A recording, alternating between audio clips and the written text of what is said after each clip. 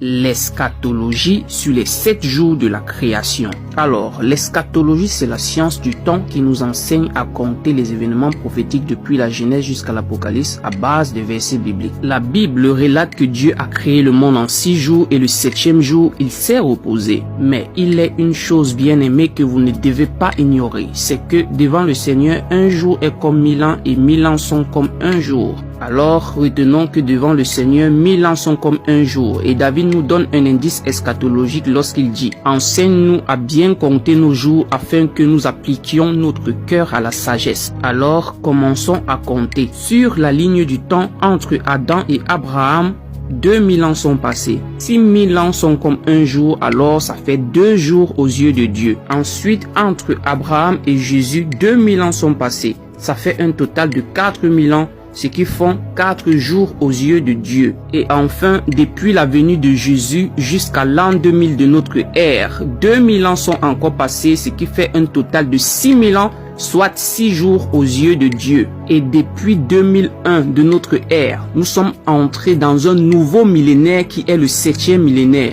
2001, c'est la première année du 7e millénaire. Aux yeux de Dieu, c'est le 7e jour. La Bible nous dit, ce qui a été, c'est ce qui sera. Ce qui s'est fait, c'est ce qui se fera. Il n'y a rien de nouveau sous le soleil. Tout ceci pour dire, les 6 jours de la création, c'est la prophétie des 6 millénaires depuis Adam jusqu'à l'an 2000 de notre ère. Et le 7e jour, le jour du repos ou le jour du sabbat, c'est la prophétie du 7e millénaire dans lequel nous sommes depuis 2001. Or, il est écrit, souviens-toi du jour du repos pour le sanctifier. Dans la version d'Abi, il est dit, souviens-toi du jour du sabbat. Ce qui veut dire, nous sommes dans un millénaire de sanctification. En outre, il est écrit, quel est donc ce serviteur fidèle et prudent que son maître a établi sur ces gens pour leur donner la nourriture au temps convenable. La nourriture ici typifie la parole de Dieu, car il est dit, l'homme ne vivra pas de pain seulement, mais de toute parole qui sort de la bouche de Dieu. Alors, la nourriture du temps convenable que les serviteurs de Dieu doivent enseigner aux chrétiens au 7e jour, c'est la sanctification.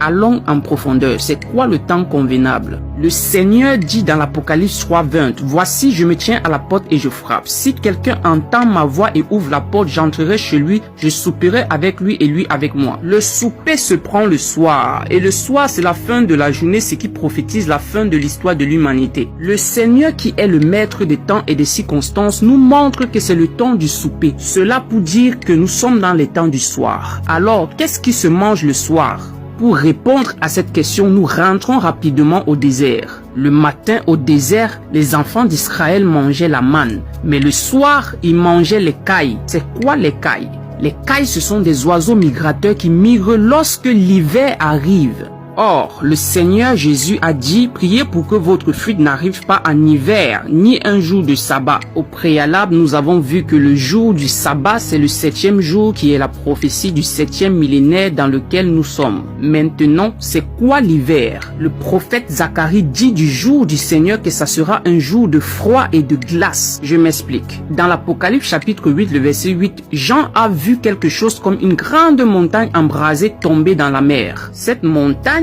c'est un astéroïde qui, à l'heure actuelle, est en train de se diriger vers la planète Terre. La NASA a surnommé cet astéroïde Apophis, ce qui signifie serpent géant. Lorsque cet astéroïde embrasé tombera dans la mer, il y aura évaporation. Ensuite, condensation de gigantesques morceaux de glace dans le ciel. Et enfin, pluie ou précipitation de la grêle sur la terre. C'est ce qui fera que ce jour sera un jour de glace et de froid. C'est ça l'hiver dont le Seigneur parle dans Matthieu 24:20. Attention, les cailles migrent lorsque l'hiver est proche. Les cailles, c'est l'image d'un voyage, d'un déplacement de la terre vers le ciel. Les cailles, c'est le symbole de l'enlèvement des disciples de Jésus avant l'hiver qui frappera la terre le jour du sabbat. Donc, le temps convenable, c'est le soir. Et le soir, nous devons manger les cailles, la nourriture qui nous permettra d'être enlevés de la terre vers la nouvelle Jérusalem céleste. Quand je parle de manger les cailles, je vais tout simplement dire d'écouter des prédications sur la sanctification, des prédications qui réveillent et préparent l'église pour l'enlèvement. Alors, nous sommes à la 22e année du 7e millénaire et l'enlèvement devait avoir lieu depuis 2001. Attention, le Seigneur avait promis à Abraham de libérer son peuple après 400 ans, mais Moïse l'a fait après 430 ans pour dire que le Seigneur ne tarde pas dans l'accomplissement de la promesse comme quelques-uns le croient, mais il use de patience envers vous, ne voulant pas qu'aucun périsse, mais voulant que tous arrivent à la repentance.